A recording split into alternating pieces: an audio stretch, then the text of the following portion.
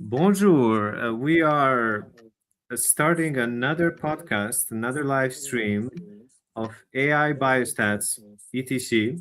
I think it's the second one in 2026, and we will be starting with some new topics. Actually, some of the old ones, but added more on top of those. And I would like also to welcome the host, actually, of this podcast, Bruno Larval, Sir Bruno Larval. Bon- Bonjour, Darko. The co-host, I'm here in San Francisco, sunny day on top of Nob Hill at a cafe, and it's perfect to talk about network meta-analysis, NMA. And now, Darko, sometimes we talk about AI, sometimes we talk about biostat, and sometimes we truly bridge the two. And what's fun today that we're actually going to bridge the two. So if you're the first time listening to us in 2026, we can still wish you a wonderful 2026, full of AI, full of biostat, and full of great expectations. Uh, so at LARVOL is a company focusing on cancer data and AI. And Darko and I are working on a number of very exciting projects, including applying AI to creating the next generation of network meta-analysis. So today, what we want to do in the podcast is to elaborate on NMA and NMA plus AI. So microphone back to you, Darko, to start maybe a bit of a refresher for people who either do not know what an NMA is, a network meta-analysis, or just to set the stage. And then we'll talk about AI. Yes. Okay. So a small refresher for those who are maybe listening first time about NMA.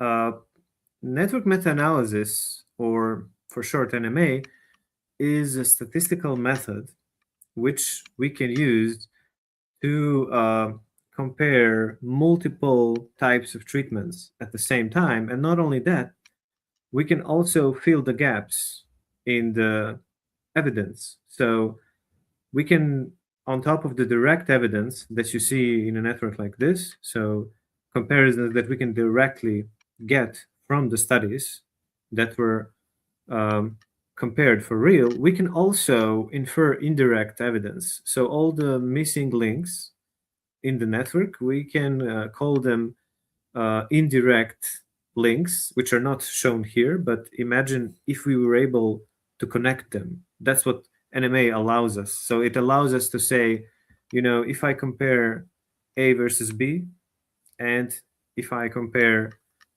B versus C, well, then I can also compare A versus C. So I can create, based on these two direct comparisons, I can also create another one, which is not even a part of any study, but we can indirectly infer that result. And that is the biggest power of NMA.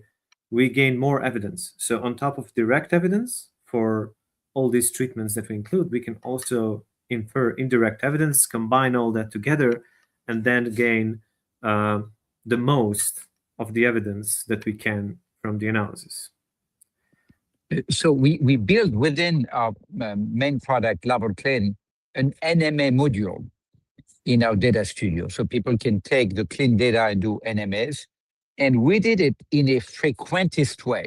Now, some of the listeners remember the battle of the frequentist versus Bayesian uh, of previous podcasts. So should NMA be done in the frequentist way or the Bayesian way, Darko? Yeah, that's especially, that's the question that I think is very much of interest, especially today, when there is, frequentist versus Bayesian, that battle of the frameworks, if I may call it that way, was there for a very long time. But now we have some development with the FDA, which is publishing a new draft guideline for Bayesian methods as well. Well, we chose the frequentist framework initially, which doesn't mean that at some point we also won't be having a Bayesian option as well. We chose the frequentist framework because it's more straightforward and easier to reproduce. So in Bayesian framework, we usually need priors. We need to set this prior knowledge, which sometimes we have it, sometimes we don't. Sometimes it's difficult to find. And even when we can find it, there are a lot of degrees of freedom there. Like, how do we define it? What type of prior do we use? So it's much more complicated on one side. And on the other side, sometimes we don't even have the prior. So that's why we chose the frequentist framework here. And, it's just easier to implement. It's more flexible. It's easier to reproduce. So this what you are seeing here, this network, is actually one of the examples that our highly respected scientist Samina Paraven has created. And as you can see here, there are a lot of different combinations of treatments. That's interesting. That's why NMA is so powerful, because in oncology, it's not just about one treatment. One treatment can be combined in so many ways with other treatments. So here we have consolidation, just to show you for purposes of ease of understanding. We can consolidate the real treatments to the mechanisms of actions, what they actually do. So you have PD-1 inhibitors, you have chemo mechanisms, you have PARP inhibitors and other targeted therapies. So you can see that there are so many different combinations that we can put in the network and then compare all of them against each other, while using the power of the network to gain more evidence. So I hope and this that Shahir is now showing, our super producer, is actually what we intend to do with the NMA as a final result. We actually want to rank treatments, which treatment is better and which treatment is maybe not that good. Some treatments are actually not working for a specific disease. So in this specific case, it's lung cancer. This is a population of lung cancer patients and studies.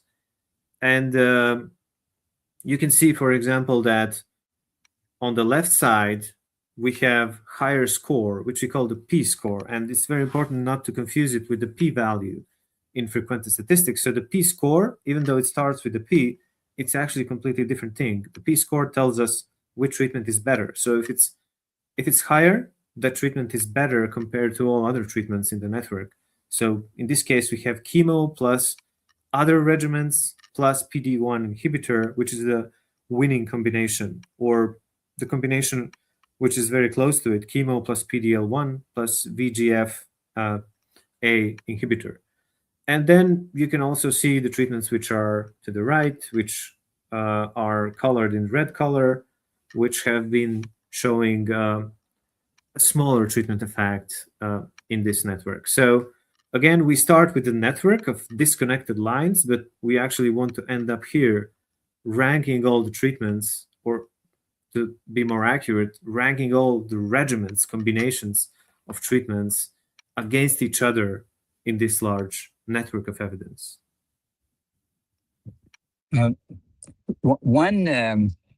So it seems to me that there's two big steps when you do a network meta-analysis. There's selecting the trials that are close enough in terms of their indication, their tumor type, that they should be considered and compared.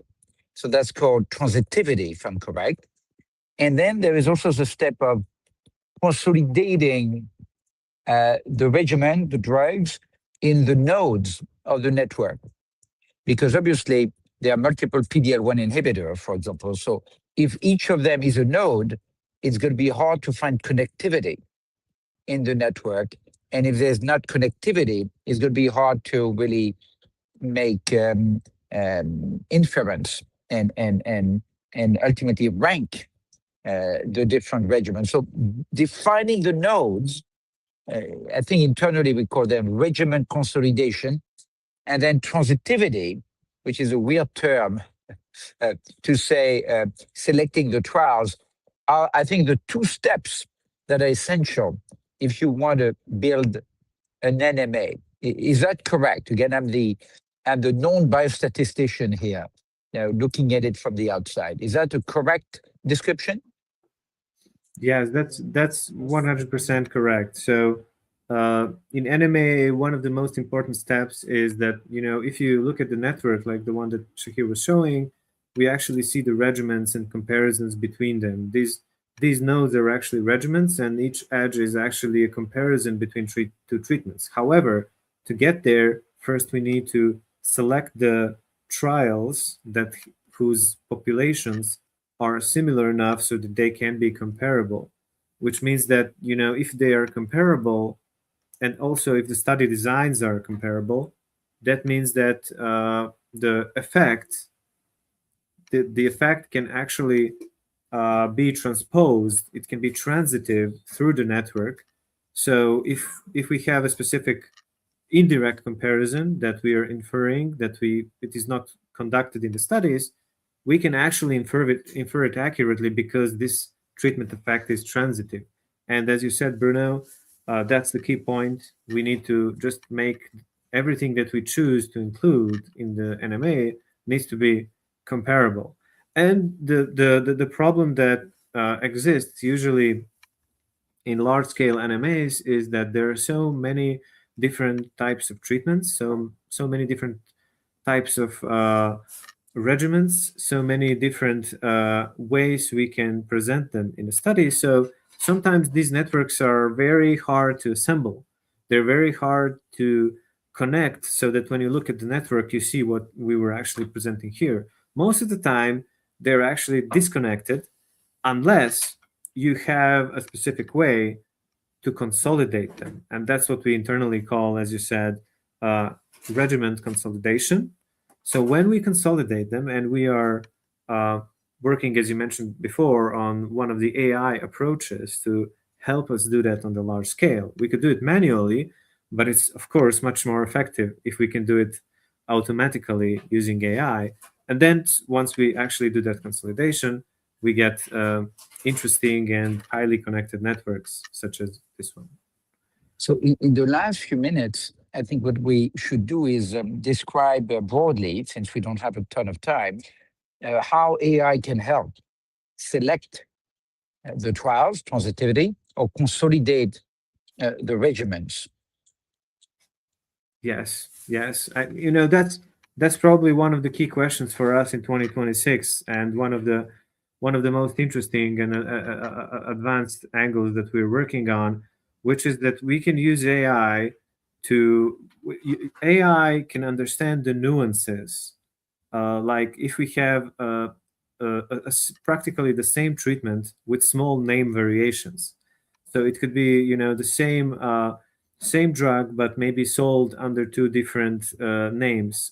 Also, with the population, there could be those small nuances that can determine that cannot be easily determined using simple regex, simple strings of words, simple filtering. The AI actually has to understand the context behind it and then use that context to consolidate both the regimens and individual treatments within those regimens. So effectively, we actually get this common data model, let's call it that way, in the regimens and treatments. I had that image in my mind as you were describing that. Of course, AlphaGo is an amazing success of AI. Imagine an AI that takes the field of cancer and a little bit like the way AlphaGo does, calculate every single possible NMA that can be calculated in cancer, including edge case NMAs, and use that knowledge to identify patterns that human biostatisticians cannot do. First, because of the massive scale of, I don't know, maybe it's 1,000 NMA or maybe it's 1,000,000 NMA, I'm not sure. But also because transitivity and regimen consolidation, because it's done automatically, it's done in a consistent way. So there are possibilities. If we remove the art from an NMA, which is more of a modeling effort, the way I would describe it, by biostatistician, and you scale up, what can we do as AI-powered biostat sort of project that traditional biostat cannot do? That's what I'm excited about. Yes, that's so exciting, and I completely agree. I think, it's so obvious that there are probably other things, but it's so obvious that it's the scale, right? It's the scale is usually the problem for an individual biostatistician like me. So, maybe I can have some software programs and I can do one NMA or two NMAs. But what if you want to do hundreds of NMAs very quickly? What if you want to uh, increase the scale to such level that is just unprecedented, and that you can process so much data from the oncology? And oncology is a perfect data source to for such technology to be applied. There's so much data that's produced in oncology. So if we have an AI powered solution that can increase the scale, then we can help researchers create Mhm. better drugs. We can help them evaluate drugs better, find better combinations, better algorithms, and pretty much most of what they do can be scaled up with approaches such as this. I'm equally excited. I think 2026 may be a year where such breakthroughs are I, I cannot possible. wait. Yeah, Darko, me pleasure to neither. be working with you. Thank you for co-hosting this podcast, and we'll see you next week. Always a pleasure. See you next week, and au revoir. Au revoir.